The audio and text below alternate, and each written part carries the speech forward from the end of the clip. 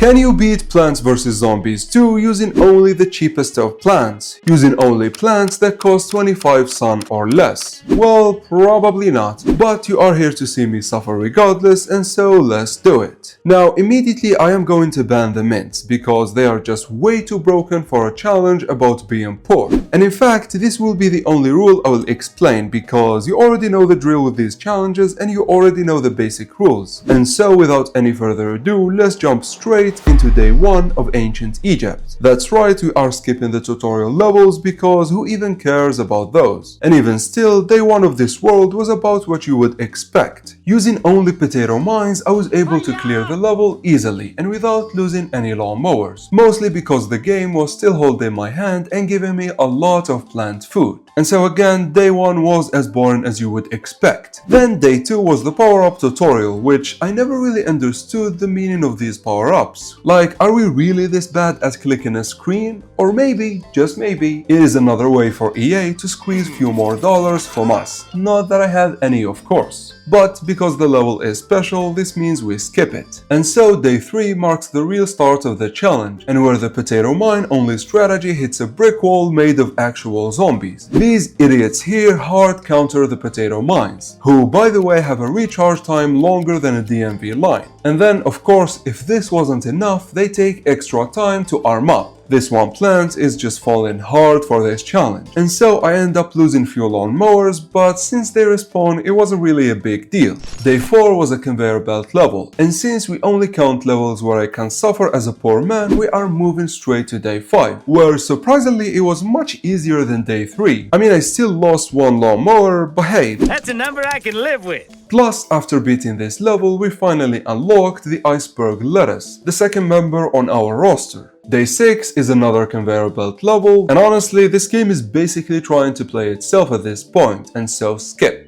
Day 7 was the hardest so far, and I was on the edge of my seat the whole time. The iceberg lettuce was cool and all, especially because of its plant food ability, Jimmy. But the sheer number of these camel zombies rendered the potato mines legally useless. Which is really infuriating because I have never looked twice at these stupid zombies. But after few grueling attempts, I finally beat the level despite losing every singular lawnmower I owned. But hey, a win is a win. Then day 8 introduces the almighty, the zombie that puts every plant to shame, the explorer zombie, and the tomb raiser zombie as a side dish. Yeah, both get countered hard by the potato mines, it's actually embarrassing. But hey, with no camels in sight, this level was easy. Dare I say, the easiest thus far. That's too easy! Words that I immediately regretted the moment day 9 started.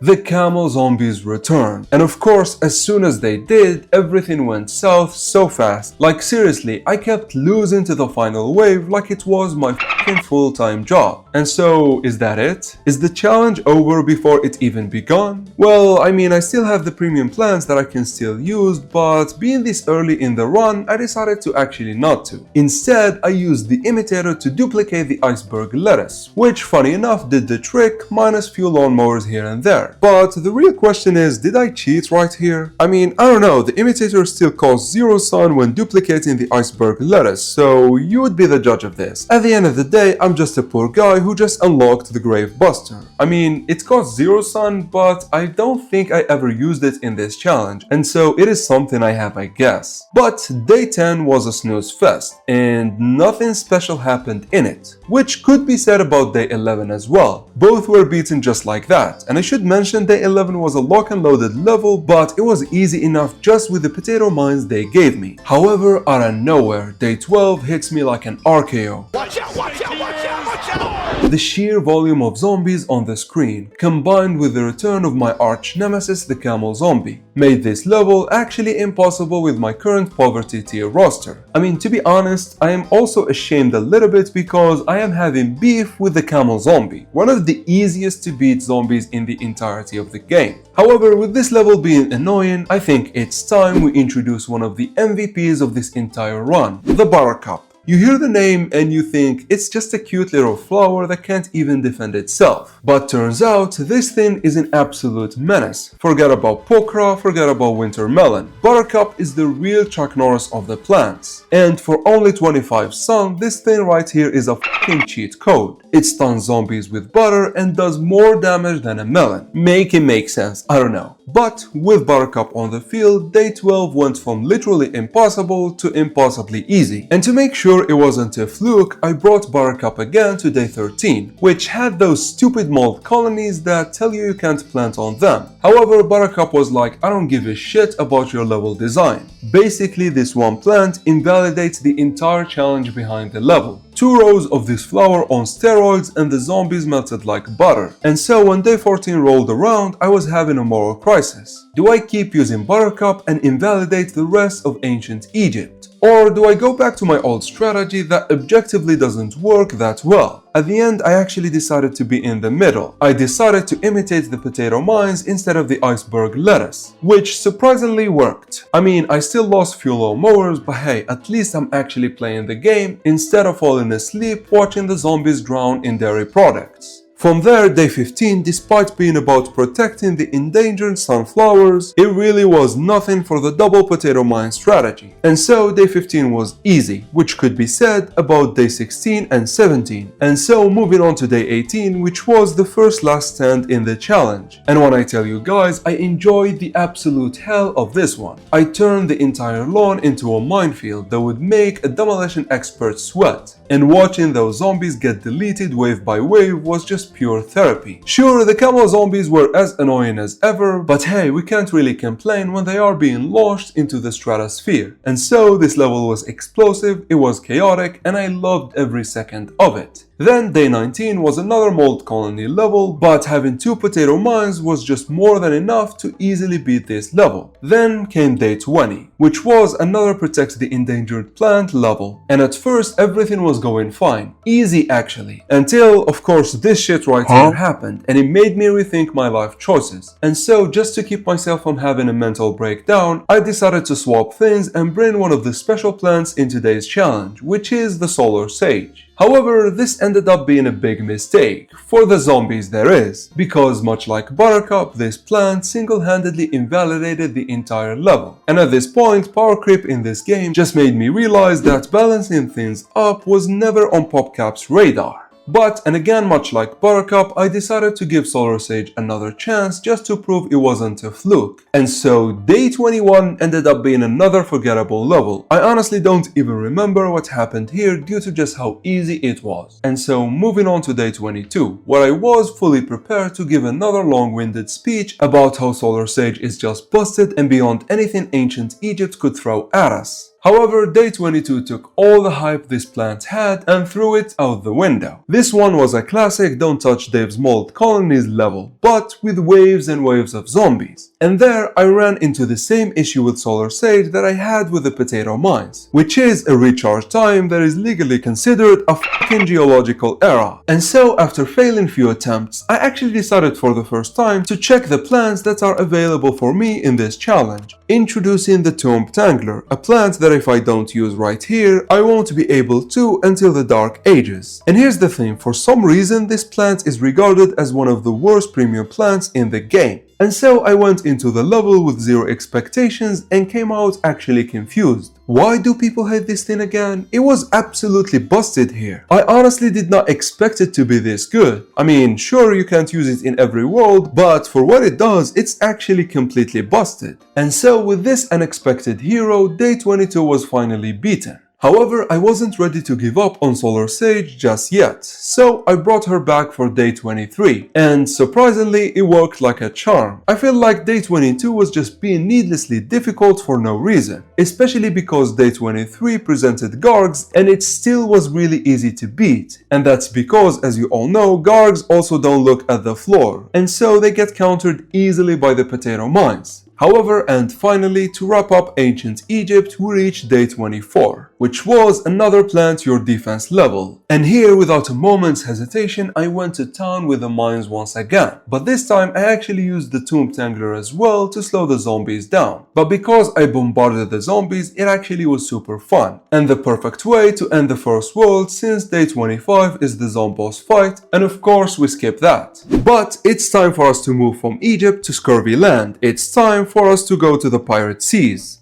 Now day 1 I expected it to be super easy, but it actually was trickier than anything I had in mind. And even with the Solar Sage strategy, it still was tough to beat. Not life-threatening or anything, but yeah, it was tough enough to signal that the second world is nothing like the quick snack I had in Egypt. A trend that actually continued in day 2. The recharge time of the Potato Mines and Solar Sage is a bit too long for my liking. I mean, I still won, but not before losing few low mowers. But more importantly, this level introduces the natural enemy of Potato Mine and Iceberg Lettuce, which is the Seagull Zombie. Or I should say any flying zombie for that matter. And of course, had it not been for Solar Sage, this level would have ended in a disaster. Thankfully, however, day 3 and 4 presented no flying zombies, and so the same strategy ended up working perfectly. However, and of course, day 5 and 6 brought back the flying nightmare. But then I actually remembered, the Potato Mine's natural enemy has butter as its natural enemy. And so it's time for Buttercup to wreak havoc. And boy, havoc did it wreak. This plant is honestly just busted. It melts through zombies like hot butter through knife, rendering day 5 and 6 a walk in the park. Then day 7 introduces the barrel guys, which are usually super annoying, however Solar Sage completely negate their existence, because it enlightens the roller, leaving the barrel hanging like that. And then of course when the imps break free and jump into the scene, they are literally nothing to the Chuck Norris of plants. And so just like that, day 7 was done easily. Day 8 was the first conveyor belt of Pirate Seas, which is actually weird. As you will see in the upcoming worlds, by day 3 or 4 we should have had at least one conveyor belt level, but this world seemed to be much better. However, as you all know, we skipped this one. Then, for some reason, day 9 presented no special zombies, and so by just using the double potato mine strategy, I was able to easily beat it, making this level oddly enough easier than the first day of this world, which is just weird and feels as if it's a filler level. Something that actually ended up being correct because day 10 introduces the imp cannons, which as of now I actually have no way of dealing with. All my plants are close range and so I can't realistically kill it, and it always ends up throwing its load onto the lawn. However, because this level has flying zombies, Buttercup Norris handles those imps like the baby zombies that they are, and thus day 10 ended up being an easy level as well. Day 11, however, was much harder because it presented all the special type zombies we have seen up until now. However, saying it was hard is honestly overselling it because it really wasn't something that Buttercup cannot handle. And so, moving on to day 13, because day 12 was the Coconut Challenge, and of course we skipped those. However, day 13 presented the Parrot Zombie, or whatever his name is. And here's a fun fact about the stupid parrot that is usually very annoying. Well, you see, this red goofball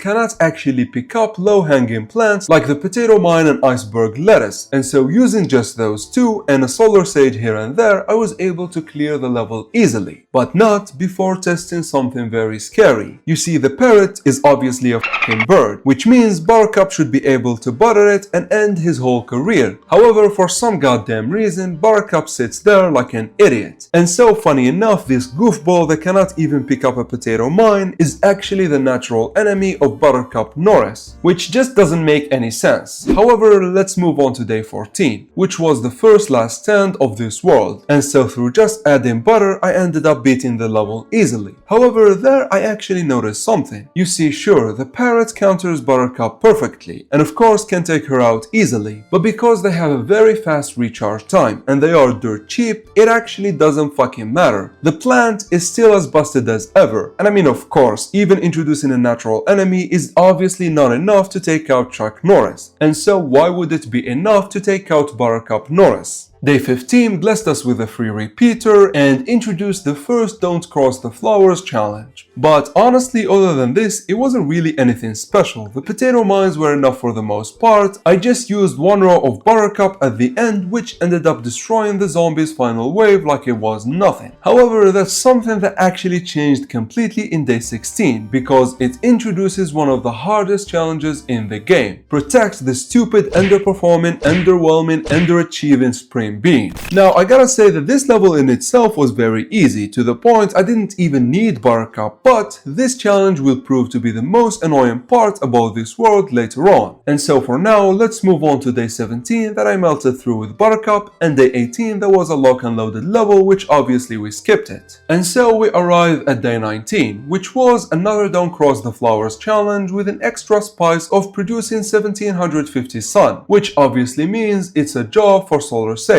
But once more, and much like most of this world, it ended up being not even a challenge due to the very low number of zombies. And then get this, for some fucking reason, Day 20 was even dumber. It had the same produce X amount of sun challenge, but with no flowers the zombies could trample over. And of course, because it is less of a challenge, you would expect the required amount of sun to produce to be more, right? Well, it was 1,000. A fucking 1,000. I mean, the previous level was nothing with almost double the sun requirements and the flowers. Yet somehow this level is supposed to be harder. I mean, hey, it's evolving but just backwards. Anyways, however, Day 21 was much better because it told me to produce at least 2500 sun, plus kill 5 zombies within 5 seconds. And I mean, it still was really easy, but at least it makes sense. At least it is trying to be harder than the previous levels. But right about when I was going to be done with this world and deem it as the dumbest of them all in Plants vs. Zombies 2, Day 22 comes like Miley Cyrus.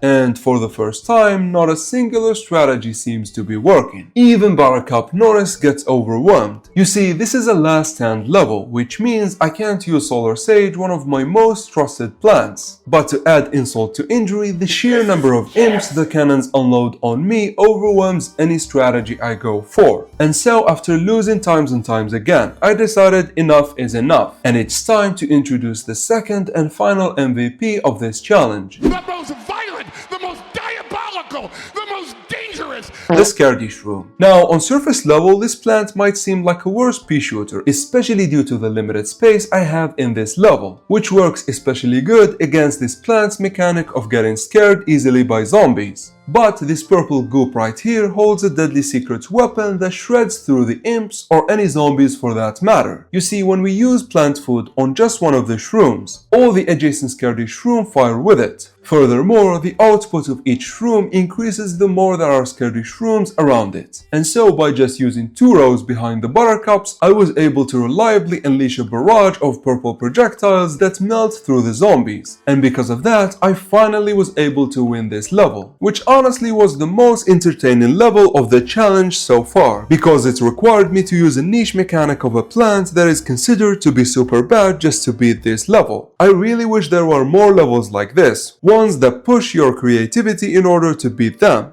Why isn't it possible? It's just not. Why not, you stupid bastard?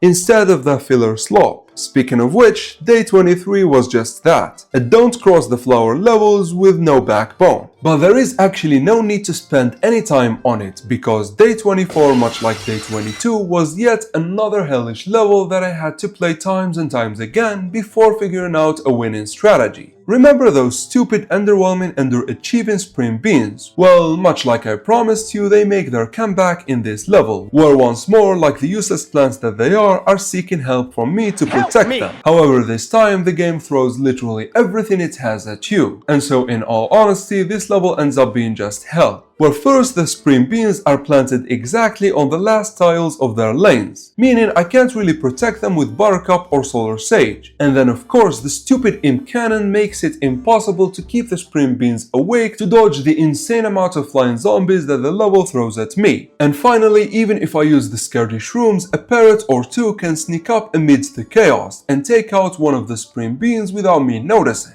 To be honest, calling this level hell would be an understatement. Like seriously, why is this plant so trash? Usually when plants are in danger, they actually actively help you. But this plant right here, after doing the bare minimum of pushing one singular zombie back, decides it's time to take a quick nap in the middle of a fucking battleground. However, after what felt like ages, I discovered something about Solar Sage that put an end to my suffering. You see, as you all know, this is an instant plant, so naturally I assumed it doesn't have a plant food ability. However, not only does it have a plant food ability, the time window of plant food in the Solar Sage is actually quite generous, meaning even while it seems it vanished, you can still use plant food on it to enlighten every zombie in a 3x3 square area, which for me means I finally have a reliable way of dealing with every parrot zombie in the wave before they can release their stupid parrots. This of course reduced the number of parrots I had to watch out for insanely, and so by locking in and alternating between using plant food on either Solar Sage or the Scaredy Shroom, the level and the world was finally beaten. And to be honest, this one was a weird run. Like most of the world was boring and downright filler slop. However, at the end, it had few gems that made me remember why I love this game so much. But with that, ladies and gents, it's time for us to move from Scurvy Land to actual hell under the sun in the Wild West.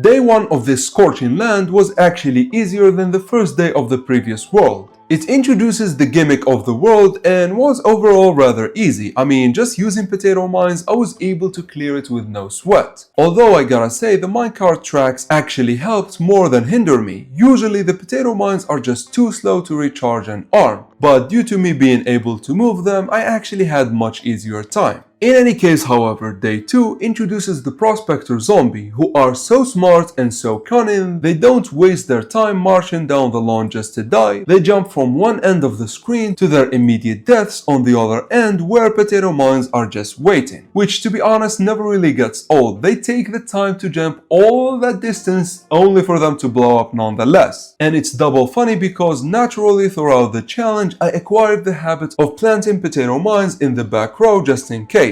Then Day 3 introduces the Piano Zombie, which explodes all the same on contact with potato mines, and so this day and Day 5 were nothing special. And Day 4 was a gimmick level, so we skipped it. Day 6 is the first plant your defense level of the world, and it went as easy as any other level. Although I gotta say, the Piano Zombies kinda counter Buttercup Norris because they can roll over it. Then Day 7 was nothing to write home about, and Day 8 and 9 were skipped because they were too special for this challenge. However, if you notice something different here, despite the world being super easy thus far, I am not complaining at all. And so why is that? Well, because Day 10 introduces the natural enemy of every Plants vs Zombies challenge. The most violent, the most diabolical, the most dangerous, the ultimate needle mover! For real this time, the Chicken Wrangler. And immediately he proved why he is one of the toughest, most annoying zombies in the game. You see, this little fucker here has botanophobia, which is, by the way, a real thing. And so, as soon as he gets close to any plant, he immediately releases the chickens. Meaning both the Solar Sage and the Potato Mines can't take him out before he releases his army of chickens. And thus once more the heavy lifting is left for Buttercup, who in a lot of instances just gets overwhelmed by the sheer number of chickens. Now I ended up beating the level first try, but this was such a warning for things to come. Like, I can already tell this little ducker right here will ruin my day sooner or later. Then Day 11 was rather funny for this challenge, because it's a level where I can't spend more than 500 sun.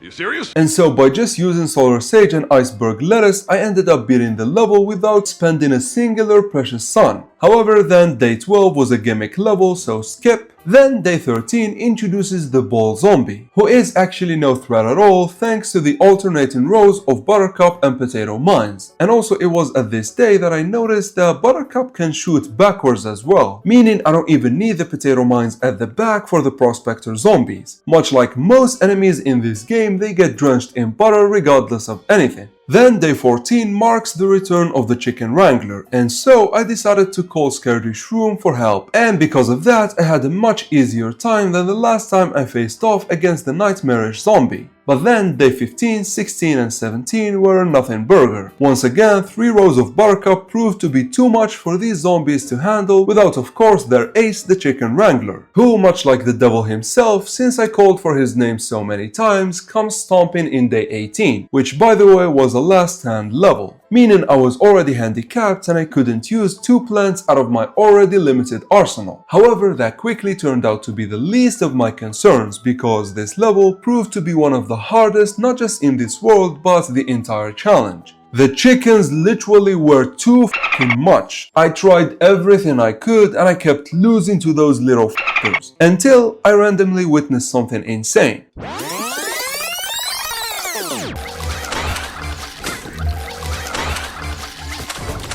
You see, one of the most unique plants in the game is what we know as the Imp Pear, and usually this is a one-use plant that turns any zombie into an imp. However, have you ever wondered what would happen when a chicken tries to eat it? Well, the game can't turn chickens into imps because that would be a buff, meaning a plant would be actively helping the zombies, and thus the devs made it so as soon as any chicken nibbles on the Imp Pear, it immediately dies. I know it doesn't make much sense, but for me this means I can create a barrier of Imp Pears that instantly kills all the chickens. And since the remaining zombies are nothing to Buttercup and Scaredy Shroom, I actually ended up beating the level in my first try of this strategy. This is exactly why I like this type of challenges. They force you to play the game in ways you never thought were possible. I mean, who knew Imp Pear would be my ultimate savior in this challenge? And also, screw those little chickens, man. They are literally spawns of the devil. But after one hell of a level, I was ready to take a rest and enjoy a slow and easy game in day 19. However, this abomination happened. Yes, you are reading it right. I can't lose more than 2 plants, and as soon as I saw this, I immediately started to have PTSDs. Chicken Wranglers are going to wreak havoc in this level, and honestly, I think it would be impossible with the chickens. But thankfully there was someone at PopCap who had common sense and did not add Chicken Wranglers to this level. And so to whoever made this possible, thank you. But since Buttercup can deal with the Prospector zombie easily, the Scaredy Shrooms cleared the rest of the zombies with no issues as well. And honestly, I dodged a bullet here, but now I might have developed a constant fear of chickens. But from there we can skip talking about day 20, day 21 and day 22, because 2 of them were special levels and day 21 was way too easy to mention. But then, day 23 marks the return of the ultimate foe. The Chicken Wrangler descends on the field once more. But thankfully this time there weren't as many chickens as day 18, and so by just using Buttercup and Scaredy Shroom, I was able to clear the level easily. Which means it's time for the final day of this hellhole we call the Wild West. And of course, it had to be protect the endangered plants while presenting Chicken Wranglers. Seriously, I can't catch a break right here. Thankfully, the endangered plants are not so useless as the Spring Bean because they are walnuts, and in addition to being tanky, they actually completely heal up and gain armor once plant-footed, and so keeping them alive was going to be much easier than what happened in day 24 of the Pirate Seas. But this does not mean the level was not hard. However, by relying on Scaredy Shroom and Imp Pear again, I was able to clear it and end the feathered suffering once and for all. Thankfully, there is no Chicken Wrangler or something like it in future worlds, right?